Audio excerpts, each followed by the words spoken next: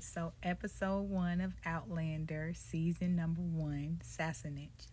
We know that Claire and Frank travel to Scotland for their honeymoon. Frank is searching his family historical history. He's taking Claire to historical grounds. She doesn't really know anything about Scotland but what he's telling her, and he's going down his family history.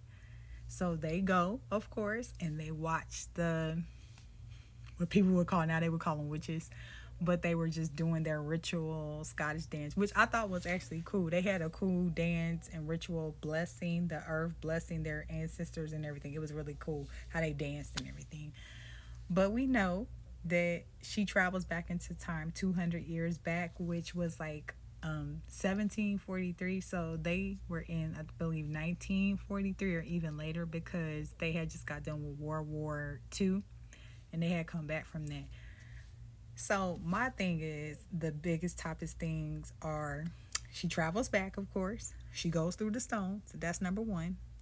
Because the lady prior to that told her she did a reading on her palm, and she told her that she was going to have two marriages, so she was going to wear two rings, and she didn't know what that meant. And then also Frank seen who we later learn is Jamie, the ghost of Jamie, looking outside of Claire's window, standing outside, watching her brush her hair at night. So that part is still mysterious to me because I always wanted to know how Jamie was traveling as a ghost.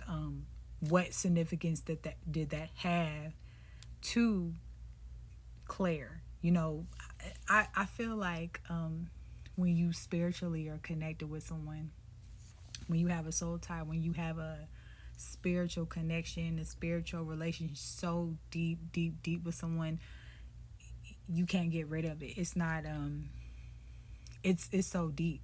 And the fact that their spiritual connection with each other is so deep, he could travel in time spiritually to see her 200 years and his spirit never left hers. That's how I feel like they were just deeply spiritually connected. That's why she traveled back. That's why they were connected. Like people don't really understand how spiritual people can be deeply connected. I know people talk about just ungood soul ties, but there are good soul ties. So I feel like they had just a lifelong soul tie and the connection to their roots, their history, their family.